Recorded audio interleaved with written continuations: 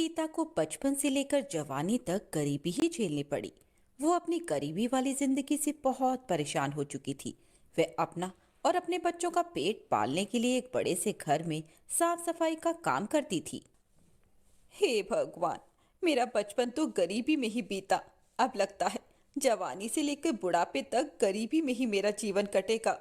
ना जाने कब तू मेरे ऊपर अपनी कृपा बरसाएगा प्रभु। आखिर और कितना संघर्ष करना पड़ेगा मुझे अपने जीवन में।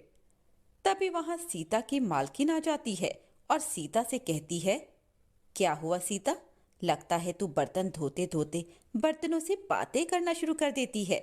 ऐसे अकेले में कौन बड़बड़ करता है? मैं तुझे बहुत बार देख चुकी हूँ। झाड़ू लगाती है तो बड़बड़ करती है, पोछा लगाएगी तो भी तेरा यही हाल है। अ- अरे क्या करे मालकिन, मैं अपने जीवन से बहुत परेशान हो चुकी हूँ। हर लड़की शादी से पहले एक ख्वाब देखती है कि शायद शादी के बाद उसका हमसफर ऐसा होगा जो उसे कभी कोई तकलीफ ना देगा। लेकिन मेरी किस्मत तो यहाँ भी फूटी पड़ी हुई है। कोई बात नहीं, भगवान पर भरोसा रखो। भगवान जो करता है अच्छा ही करता है। आज नहीं तो कल भगवान तुम्हारी जरूर सुनेंगे। ऐसे ही घर के सारे काम निपटाने के बाद सीता अपने घर जाने की तैयारी में थी और वह अपनी मालकिन से कहती है, मालकिन, मैंने सारा काम कर दिया है। अब मैं घर जा रही हूँ। मेरा घर जाने का समय हो गया। बच्चे मेरा इंतजार कर रहे होंगे ना? अरे सीता, एक काम कर, तू अपने लिए और अपने बच्चों के लिए खाना पैक कर ले, क्योंकि आज तुझे यहाँ काम करते करते काफी समय हो गया ना। अब घर जाकर क्या खाना बनाएगी, इसीलिए खाना ले जा। हाँ मालकिन, बच्चे भूखे होंगे, बहुत देर से मेरा इंतजार कर रहे होंगे। आपका बहुत बहुत शुक्रिया मालकिन। सीता की मालकिन उसे रात के लिए खाना दे देती है। सीता खाना लेकर घर आ जाती है और अपने बच्चे सोनू और प्रिया से कहती है, बच्चों, ये देखो, मैं तुम्हारे लिए बढ़िया बढ़िया खाना लेकर आई हूँ। आज मेरी मालकिन ने मुझे खाना दिया है और कहा है कि अपने बच्चों को खिला देना। अरे वाह माँ, आज तो हम अमीरों वाला खाना खाएंगे। हाँ मेरी बच्ची, आज हम अमीरों वाला खाना खाएंगे। तभी वहां सीता का पियक्कड़ पति नरेश आ जाता है और वह सीता का लाया हुआ सारा खाना जमीन पर फेंक देता है और फिर उससे कहता है, निकल में आना, तू बस खाना लेकर आया है। मेरे लिए दारू लेकर क्यों ले आया? तुझे पता है ना कि जब तक मैं दारू ना पी लूं तब तक मुझे नींद नहीं आती, समझी? अगर दारू पीने का इतना ही शौक है तो दारू पीने का जुगाड़ अपने आप कर लिया करो। जब तुम्हारे अंदर कमाने का दम नहीं है ना, तो किसी के ऊपर अपना रौब झाड़ना भी बंद कर दो। अच्छा, तो तू है तो नहीं मानेगी, हैं? तू क्या चाहती है कि मैं तुझे बच्चों के सामने मारूं, हाँ? अरे, तुमने बच्चों के आगे मेरी कौन सी इज्जत बना रखी है? ऐसे बोल रहे हो जैसे पहले कभी तुमने मुझ पर हाथ नहीं उठाया। हाँ, अच्छा, रुक जा, रुक जा, तेरी जबान कुछ ज्यादा ही चल रही है। ऐसे ऐसे मैं अभी सीधे करता हूँ, रुक। इतना बोलकर नरेश सीता को बहुत बुरी तरह से मारता है। दोनों बच्चे अपनी माँ को मार खाता देखकर रोने लगते हैं और भागते हुए अपनी पड़ोसन सुमित्रा आंटी को बुलाकर लाते हैं। सुमित्रा नरेश को रोकती है और उससे कहती है, अरे नरेश, तुम्हें शर्म नहीं आती क्या? अपनी बीवी के ऊपर इतना अत्याचार करते हो। अरे बेचारी दिन रात इतना मेहनत करती है और उसके बावजूद तुम इतना मारते हो इसे। ए, तुम होती कौन हो हमारे बीच में बोलने वाली है? अरे ये मेरी बीवी है, बीवी। ऐसे मैं मारूं या कुछ भी करूं, तेरे को क्या मतलब रे है? अच्छा, ये तुम्हारी बीवी है कि ढोल? जब मन किया तब बजा दिया। आइंदा इस पर हाथ लगाया ना तो तुम्हारा हाथ तोड़कर तुम्हारे हाथ में दे दूंगी। तुम्हारी इतनी हिम्मत कि तुम मुझसे इस तरह से बात करो, हाँ? अरे अब तो मैं इसे और मारूंगा। देखता हूँ तुम क्या कर सकती हो, हैं? रहने दीजिए सुमित्रा बहन, इस आदमी के अंदर कोई शर्म नहीं बची और ना बात करने की तमीज है, ना ही मर्दों की तरह कमाने की कोई हिम्मत है इसके अंदर। देख लिया सुमित्रा भाई, इसीलिए मैं इसे मारता हूँ। देख रहे हो, इसकी जबान बहुत चलती है, इसने मुझे दारू लाकर क्यों नहीं दी आज? पूछो, अरे पूछो ना इससे। और अगर ये मुझे पीने के पैसे नहीं दे सकती या मुझे दारू लाकर नहीं दे सकती, तो इसका इस घर में रहने का कोई मतलब नहीं बनता ना, है? इतना बोलकर नरेश सीता और उसके बच्चों को घर से बाहर निकाल देता है। सीता भी गुस्से में अपने बच्चों को लेकर नरेश का घर हमेशा हमेशा के लिए छोड़ देती है और खुद बच्चों को लेकर यहाँ वहाँ दर दर की ठोकरें खा रही थी। चिंता मत करो मेरे बच्चों, मैं अभी तुम्हारे खाने का इंतजाम करती हूँ। तुम्हें तो पता ही है हमारे साथ कितना बुरा हो रहा है। बस भगवान से प्रार्थना करो कि जल्दी वे हमें कोई रास्ता दिखाए। सीता की इतना बोलते ही सीता को एक खेत नजर आता है। उस खेत में बहुत सारे सुंदर सुंदर गाजरें लगी हुई थी। सीता अपने बच्चों को लेकर उस गाजर के खेत में चली जाती है। तभी सोनू को एक बड़ा ही अनोखा गाजर नजर आता है। उस गाजर पर एक आंख बनी हुई थी। ये आंख देखकर सोनू थोड़ा सा हैरान हो जाता है और अपनी माँ से कहता है, अरे माँ, वो देखो, ये गाजर तो बड़ी ही अनोखी है। इसके ऊपर एक आंख बनी हुई है। अरे हाँ बच्चों, ये गाजर तो सच में बहुत अनोखा है। सीता और सोनू आपस में बातचीत कर रहे थे कि तभी उन्हें गाजर से एक आवाज आती है। क्या बात है?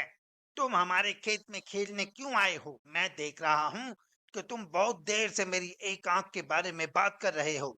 अरे ये क्या, तुम बोल सकते हो? हाँ, मैं बोल सकता हूँ क्योंकि मैं एक जादुई गाजर हूँ और मैं सच्चे और मेहनती लोगों की मदद करता हूँ। तो बताओ, तुम हमारे खेत में क्यों आए हो? माफ करना, हमें मालूम नहीं था कि ये आपका खेत है। दरअसल बात ये है कि मैं और मेरे बच्चे बेसहारा हैं। हमारे पास रहने के लिए ना छत है, ना ही पेट भरने के लिए अनाज। इसीलिए हम यहाँ वहाँ भटक रहे थे और मेरे बच्चों को भूख लगी, इसीलिए मैं आपके खेत में आ गई। कोई बात नहीं, तुम बिल्कुल सही जगह आई हो। तो तुम्हारी बातें सुनने के बाद मुझे समझ में आ गया है कि तुम्हें मेरी मदद की बहुत जरूरत है। इतना बोलकर वह जादुई गाजर सीमा और उसके बच्चों के लिए रहने के लायक एक सुंदर सा मकान बना देता है और उस मकान में सीता की जरूरत का सारा सामान था। धीरे धीरे सीता जादुई गाजर की मदद से अपना एक छोटा मोटा कपड़ों का रोजगार शुरू कर देती है। धीरे धीरे सीता अब हंसी खुशी अपने जीवन में आगे बढ़ रही थी। ऐसे ही एक दिन सीता की बेटी अपनी माँ से कहती है, माँ, स्कूल में फीस जमा कराने का समय आ चुका है। टीचर ने पहले ही हमें फीस के लिए बोल दिया, तो आप समय से हमारी फीस जमा करवा दीजिएगा। ठीक है बेटा, मैं कल स्कूल आकर तुम्हारी फीस जमा कर दूंगी। अब तुम्हें किसी भी चीज की कोई टेंशन लेने की जरूरत नहीं है। पति, पत्नी और नौकरानी। शीतल और अभिमन्यु की शादी को 5 साल हो चुके थे, लेकिन अभी तक उनका कोई बच्चा नहीं हुआ था। इसकी वजह से शीतल और अभिमन्यु परेशान रहते थे। लेकिन उन दोनों से ज्यादा परेशान थी शीतल की सास, यानी अभिमन्यु की माँ जानकी देवी। जानकी देवी चाहती थी कि जल्दी से जल्दी उनकी गोद में पोता या पोती आ जाए, और इसीलिए वो अपनी बहू शीतल को लेकर एक दिन हॉस्पिटल पहुंची। डॉक्टर मैडम, जरा ठीक से चेक करके बताइए ना। कई बड़े बड़े डॉक्टर को दिखाया है, लेकिन मेरी बहू माँ ही नहीं बन पाती। मैंने शीतल को बहुत अच्छे से चेकअप किया है। देखिए, बात यह है कि शीतल के अंदर माँ बनने की कैपेसिटी नहीं है। ये आप क्या कह रही हैं डॉक्टर साहब? कोई तो इलाज होगा ना, कोई दवाई दे दीजिए। देखिए, कुछ प्रॉब्लम ऐसी होती है जिनका कोई ट्रीटमेंट नहीं होता। आई एम सॉरी टू से, लेकिन शीतल कभी माँ नहीं बन सकती, क्योंकि उसके यूट्रस में अंदर से ही कुछ प्रॉब्लम है। घर आने के बाद क्या हुआ माँ? कहाँ लेकर गई थी आप शीतल को? अरे कहाँ लेकर जाती, डॉक्टर मैडम के पास ले गई थी। लेकिन तेरी बीवी तो कभी माँ बन ही नहीं सकती। मम्मी जी, इसमें मेरी क्या गलती? अगर अंदर से कोई प्रॉब्लम है तो उसमें मैं भी कुछ नहीं कर सकती। जानती हूँ, ये बात डॉक्टर के मुंह से सुन चुकी हूँ। अब दोबारा मेरे सामने इस बात का गाना मत गा। अरे माँ, परेशान होने की जरूरत नहीं है, हम सोचते हैं ना कुछ। अरे क्या सोचेगा तू? जब डॉक्टर कह चुका है कि तेरी बीवी माँ नहीं बन सकती, तो बता क्या सोचेगा तू? कहाँ से लाएगा बच्चा? माँ, ये तो मैं भी नहीं जानता। अभिमन्यु, क्यों ना हम अनाथ आश्रम से एक बच्चा गोद ले आए? क्या फर्क पड़ता है बच्चा हमारा हो या गोद लिया हुआ? आई बड़ी बातें बनाने वाली, क्या फर्क पड़ता है? अरे क्यों फर्क नहीं पड़ता? मुझे इस वंश को आगे बढ़ाने के लिए मेरे बेटे का खून चाहिए, किसी दूसरे का नहीं। लेकिन माँ, अब जानती है कि ये अब पॉसिबल नहीं है। मैं कुछ नहीं जानती। मैं किसी पराये की औलाद को इस घर में अपना पोता या पोती बन के बढ़ता हुआ नहीं देख सकती। मेरा वंश मेरे बेटे के खून से ही आगे बढ़ेगा। लेकिन मम्मी जी, ऐसा कैसे हो पाएगा? आप अच्छी तरह जानती है ना, मेरा और अभिमन्यु का बच्चा नहीं हो सकता। तो मैं अपने बेटे की दूसरी शादी करवाऊंगी और अपनी दूसरी बीवी से ये मुझे बच्चा पैदा करके देगा। ये आप क्या कह रही हैं माँ? मैं किसी और से शादी नहीं करने वाला। मेरे रहते हुए आप अभिमन्यु की शादी किसी और से करवाएंगी मम्मी जी? आप ऐसा कैसे कर सकती हैं? तू बस देखती जा बहू, मैं ऐसा कैसे कर सकती हूँ। कुछ दिनों के बाद, अभिमन्यु, मैंने तेरे लिए लड़की ढूंढ ली है। माँ, मैं आपको कितनी बार समझाऊं, मुझे किसी से शादी नहीं करनी है। पहले मेरी बात सुन। ये जो चमेली है ना, हमारे घर में काम करने आती है, वो तुझसे शादी करने के लिए तैयार है। मम्मी जी, आप अभिमन्यु की शादी एक नौकरानी के साथ करवाएंगी?